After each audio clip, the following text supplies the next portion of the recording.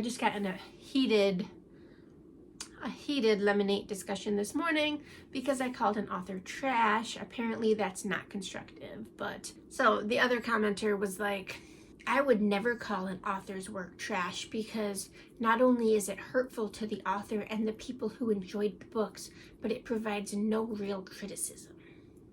Oh, sorry, let me try it again. Said her characters have no development, the plot line falls flat and is boring, and her writing style is beyond elementary. I would call that trash. You're free to call that whatever you want. Have a good day.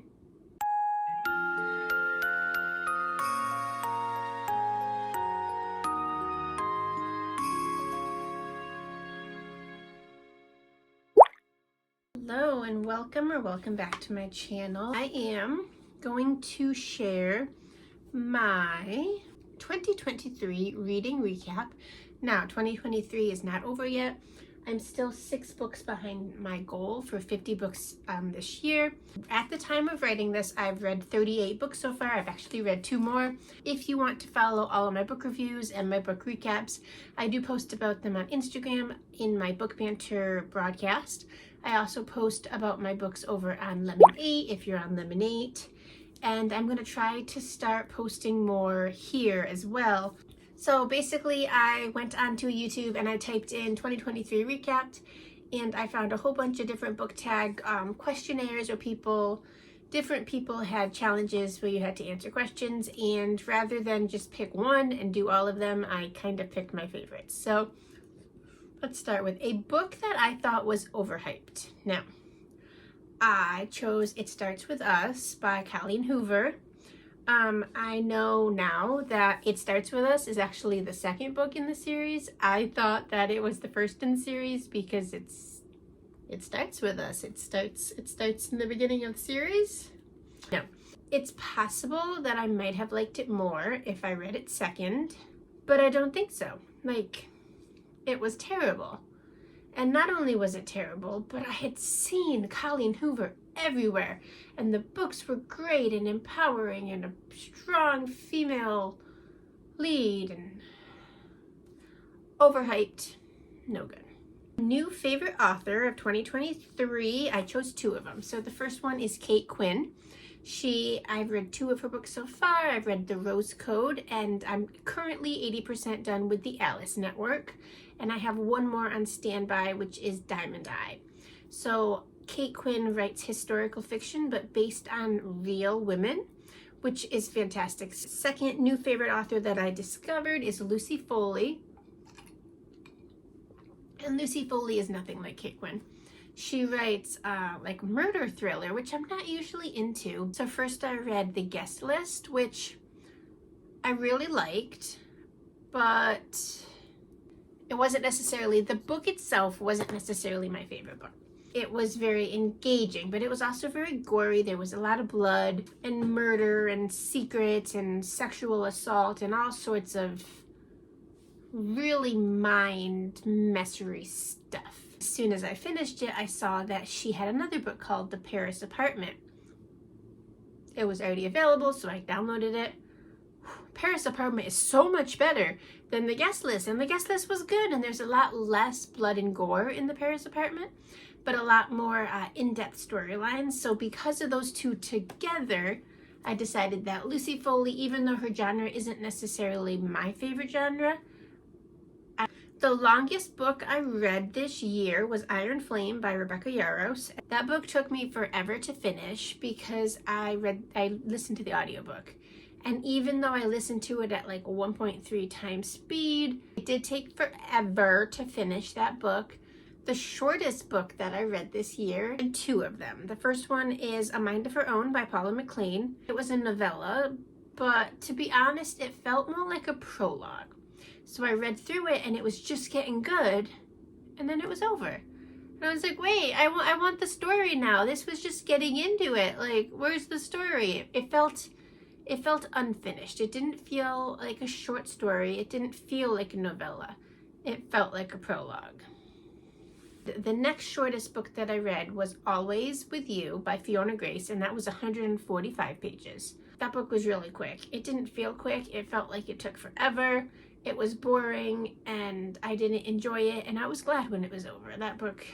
My favorite cover of a book I read this year was called Chemistry of Love by Soraya Wilson. Funny about this book because I chose it because of the cover without knowing that the main character was in the STEM industry. And since then, I've started reading all of these Ali Hazelwood STEMinist books, and I'm like, oh wait, way back in January or February, I already read a similar style book. It's a different author. There's apparently a new niche of book about female protagonists in the STEM industry, and I'm here for it. I'm totally here for it. The cringiest book. I actually had a hard time choosing this book. The one book that I chose for cringiest book probably could have had the best cover, but it was so cringy, it got the cringy option. So, The Girl in the Garden by Kestra Pingree. Super cool cover, but so weird, okay? I should have DNF'd this book, and I thought about it multiple times. It was awful. It was so weird. It's about this teenager who has typical teenage angst, and then her parents kick her out because they suck, and all she does is complain all the time about how she hates them, and her boyfriend is so cool, and her grandparents are this and that, and they're so weird, and everyone's weird, and then she like completely oblivious to everything around her and just hates her life, and then they throw in like some ghost wolf.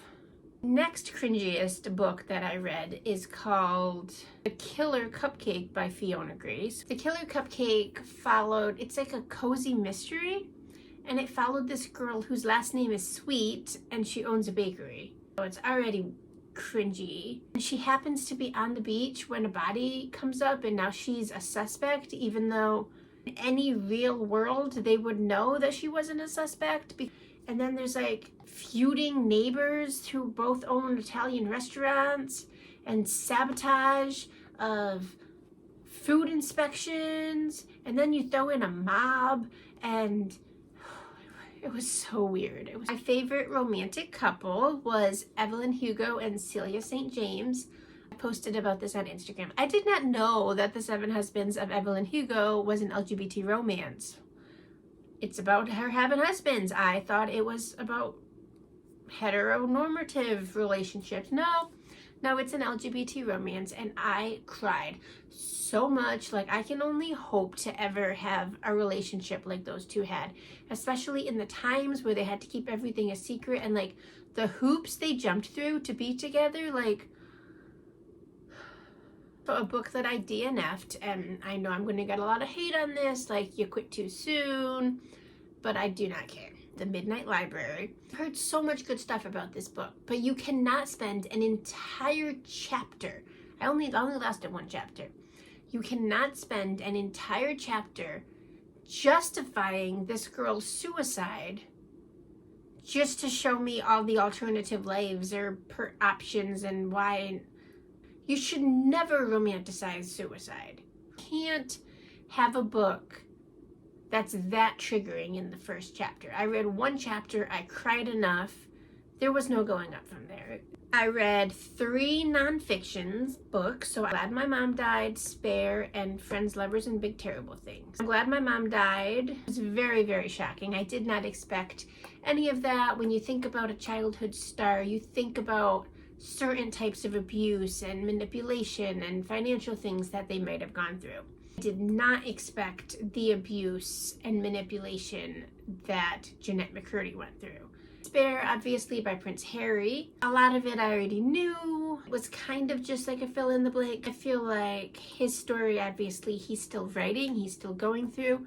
I feel like he could have waited and kept writing it, probably written it when he was older.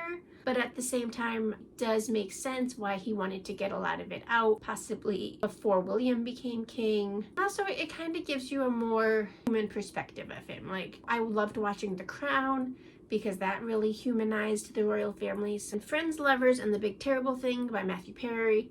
Obviously, he has since passed, and I was actually in the middle of listening to this audiobook. Not even in the middle. I was 90% done with this book when he passed, and I didn't even know if I'd be able to finish. I decided to read it because I love Friends, and Chandler was always one of my favorites, and to some degree I knew about his addiction. Oh my goodness, this book goes into so much depth And then after he passed, and they're all like, oh yeah, he probably lapsed. And I'm like, no! And then like I read the last chapter or the last 2 chapters, and all he kept talking about was how he didn't want to die and he wasn't going to relapse again. It was hard to read that last few, or listen to that last few those last few chapters after he passed, because everything I listened to was just like a different point of view. Books on my TBR is The Night and Its Moon by Piper CJ and all of her series.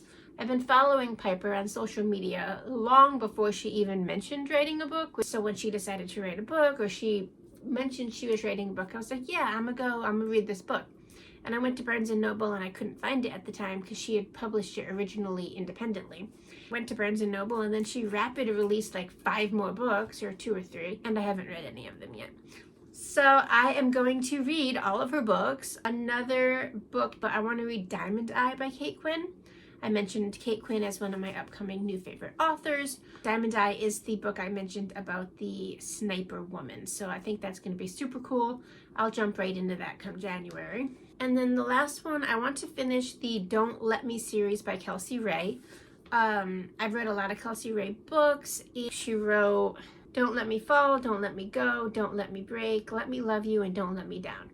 And I've only read Don't Let Me Fall, so I feel like I owe it to her as an OG Kelsey Ray fan before the TikTok fame to finish that series. So I'm probably going to do that. I already have a whole bunch of them on the wait list on Libby. My goal for 2024, my goal for the past few years has been 50 books, and I've kind of struggled with that, which is funny because I love to read, but being a mom, it's so hard. So my goal for 2024 is to read 65 books. I hope I can do that. That's audiobooks, that's Kindle books, that's paper books. I also hope to make at least 6 YouTube videos. So I wanted to say I would do 12, do 1 monthly recap each month, but I'm trying to be realistic. I'm due in April. I don't know if I'll be able to make a lot of book videos at that point. I might make some baby content, who knows. Thank you so much for watching. If you enjoyed this video, be sure to like and subscribe. And like I said, go follow me on Instagram, follow me on Lemonade if you like more book reviews. If you've read any of the books that I mentioned, definitely let me know. I hope you enjoyed this video. Have a lovely day and have a happy Vlogmas.